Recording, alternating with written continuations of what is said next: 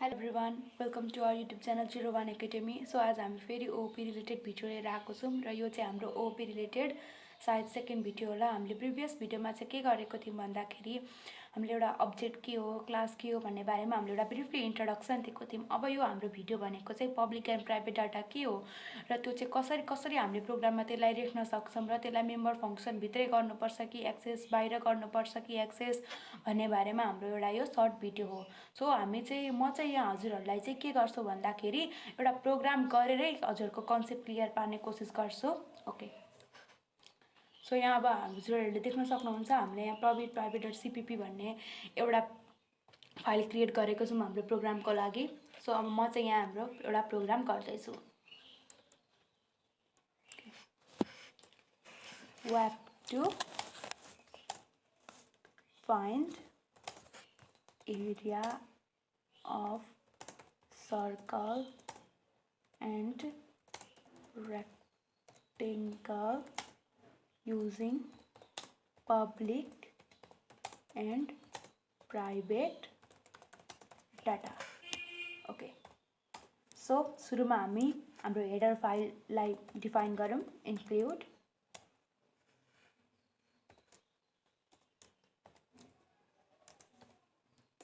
include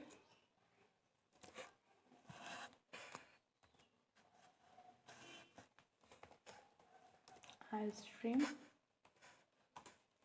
using namespace std class हामी area राखौँ। Okay, हाम्रो क्लास स्टार्ट भयो। अब हामी प्राइभेटमा चाहिँ रेक्ट्याङ्गलको लागि राखौँ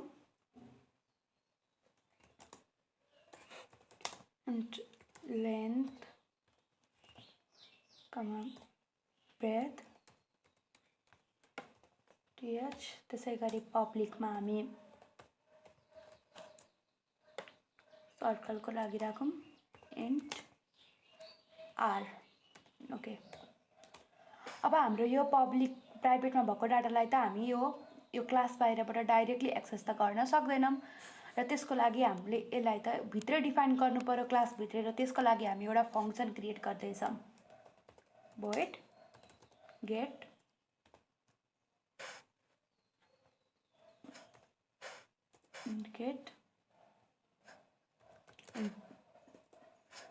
data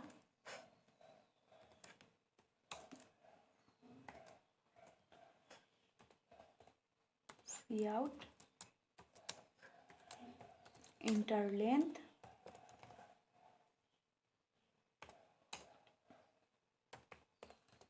cout सुरुमा हामी cin लिएर यसलाई मागिहालौँ। cin length, त्यसै गरी cout enter breadth,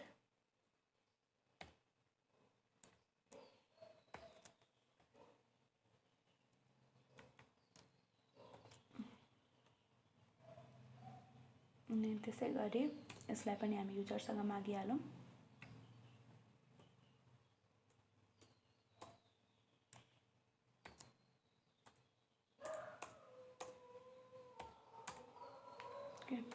cin breadth breadth। Okay, अब हामीले यो क्लासलाई यो क्लासभित्रको यो मेम्बर फङ्सनलाई क्लोज गर्ने। अब हामीले हाम्रो आउटपुटहरू डिस्प्ले गर्नको लागि एउटा अर्को मेम्बर फङ्सन पनि गर्दैछौँ void डिस्प्ले भन्ने। हामीले नो रिटर्न टाइप लिइरहेको छौँ।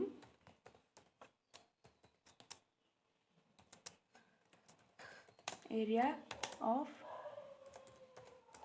rectangle is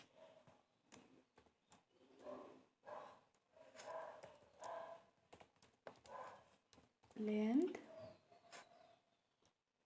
into breadth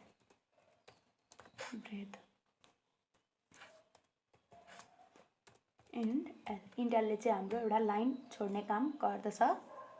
त्यसै गरी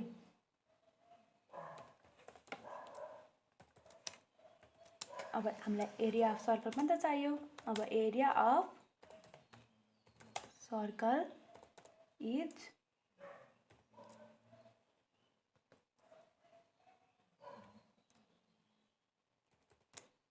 3.14 into r into r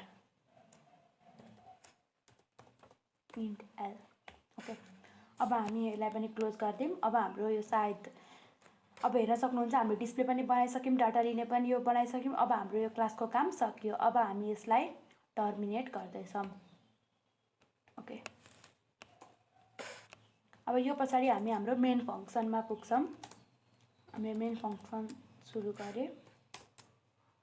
अब के हुन्छ भन्दाखेरि यसलाई एरिया ओबिजे, यो भनेको हाम्रो एरिया हो, यो क्लास हो हाम्रो, र हामीले यो ओबिजे भनेको चाहिँ हाम्रो यो क्लासको अब्जेक्ट क्रिएट गर्यौँ। अब हाम्रो प्राइभेट डाटालाई त अब्जेक्टबाट डाइरेक्टली यसरी एक्सेस गर्न सकिँदैन, तर हाम्रो पब्लिक डाटालाई त सकिन्छ। अब हामी यहाँ के गर्छौँ भन्दाखेरि ओबिजे डट गेट डाटा, इन्डाइरेक्टली त एक्सेस गर्न सकिन्छ नि त, हाम्रो डाइरेक्टली पो अब्जेक्टबाट गर्न सकिँदैन त। ओके, यस्तो गरेपछि हाम्रो हो भयो। अब हाम्रो फेरि हामीले सर्कलको लागि रेडियस त लिएको छैनौँ यहाँ। अब हामीले त्यो चाहिँ मेन फङ्सनबाटै हामी यहाँ लिँदैछौँ। Okay, see out inter radius.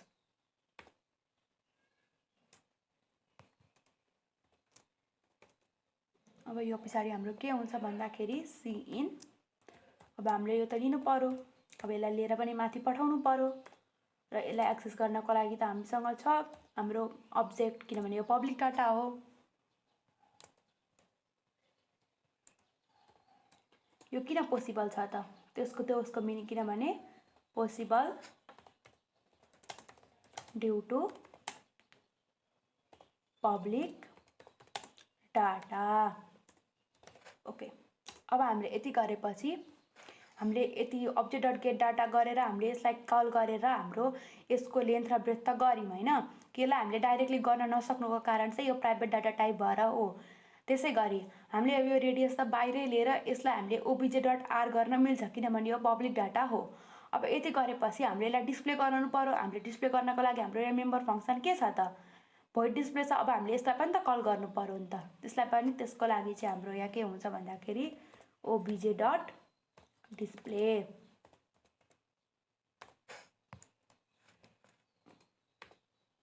अब हाम्रो प्रोग्राम टर्मिनेट गर्नको लागि रिटर्न 0। ओके, सो यो हाम्रो एउटा प्रोग्राम मैले रेडी गरेको छु हजुरहरूलाई बुझ्नको लागि, हाम्रो यो सिम्पल पब्लिक प्राइभेटको कन्सेप्ट बुझ्नको लागि। अब यसलाई हामी बिल्ड गऱ्यौँ। ओके, 0 वार्निङ 0 इरर्स आयो। अब हामी यसलाई चलाएर हेरौँ है त, रन गरेर।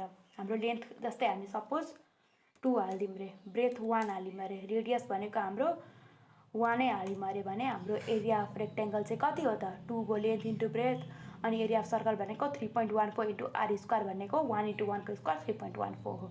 सो हाम्रो यसरी चाहिँ पब्लिक एन्ड प्राइभेट डाटाले काम गर्छ। पब्लिकलाई चाहिँ हामीले डाइरेक्टली अब्जेक्टको थ्रुबाट एक्सेस गर्न सक्छौँ, तर हाम्रो प्राइभेटलाई चाहिँ हामीले डाइरेक्टली एक्सेस गर्न नसकेको हुनाले हामीले त्यसको लागि एउटा मेम्बर फङ्सन तयार गर्छौँ, र त्यो मेम्बर फङ्सनलाई चाहिँ पब्लिकमा राखेर र त्यसको लागि बाहिरबाट हामीले अब्जेक्टको थ्रुबाट हामीले यसलाई एक्सेस गर्न सक्छौँ। ओके, सो हामी हाम्रो यो कोड चाहिँ हाम्रो यो भिडियोको डिस्क्रिप्सनमा पनि राख्छौँ, जस कारणले चाहिँ हजुरहरू त्यहाँबाट पनि हाम्रो यो कोडलाई लिन सक्नुहुन्छ। ओके, र यो त हामीले यो भिडियोमा त हामीले प्राइभेटको डाटालाई क्लासभित्रै राखेर हामीले एउटा फङ्सनबाट एक्सेस गऱ्यौँ, तर यदि हामीलाई यो प्राइभेट डाटालाई मेन फङ्सनबाट केही गरी एक्सेस गर्दा कसरी गर्छौँ भन्ने बारेमा चाहिँ हामी नेक्स्ट भिडियोमा हजुरहरूलाई भन्नेछौँ। ओके, हाम्रो भिडियोहरू हेरिरहनु होला। Thank you. You're never gonna make it, you're not good enough. There's a million other people with the same stuff. You really think you're different? Man, you must be kidding. Think you're gonna hit it, but you just don't get it. It's impossible, it's not probable, you're irresponsible.